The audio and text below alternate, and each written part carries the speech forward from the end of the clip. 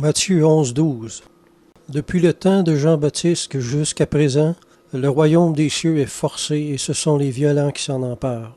Ce passage-là fait écho à cette autre parole de Jésus en Luc 13:24 « Efforcez-vous d'entrer par la porte étroite, car je vous le dis, beaucoup chercheront à entrer et ne le pourront pas. » Quelle était donc cette sorte de violence qui avait débuté avec le ministère de Jean-Baptiste? C'est le baptême de repentance, la violence contre soi-même. Il faut de la force au cœur pour se repentir de ses péchés.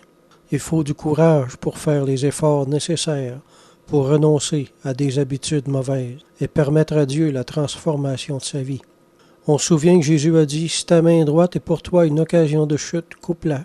Jette-la loin de toi, car il est avantageux pour toi qu'un seul de tes membres périsse et que ton corps entier n'aille pas dans la géhenne. » On parle d'une forme de violence certaine quand on voit des personnes qui s'arrachent eux-mêmes à l'emprise de perversion sexuelle, de la drogue ou de l'alcool, dans le but de posséder Jésus-Christ. La sanctification de la vie est nécessaire à l'entrée dans le royaume de Dieu. Puis la souffrance fait toujours partie des grands changements. Alors il faut vraiment être déterminé à souffrir pour réformer sa vie. Il en faut de la violence contre sa propre inclination pour réparer les torts qu'on a commis. Se convertir de sa vie passée, c'est le prix du salut.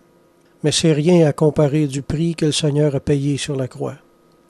Ces deux choses ne sont pas contradictoires, mais vont ensemble. Par exemple, l'homme qui a trouvé un trésor dans un champ l'a trouvé sans effort, fortuitement. Mais il a dû quand même aller vendre ce qu'il possédait pour acquérir le champ et jouir de ce trésor qui lui était tombé du ciel. Ne soyons pas effrayés, ce qui nous paraît si difficile aujourd'hui nous sera facile demain. Quand l'habitude de pécher va être remplacée graduellement par l'habitude d'obéir à la grâce, on ne vivra plus la difficulté, mais seulement les douceurs de vivre auprès du Seigneur.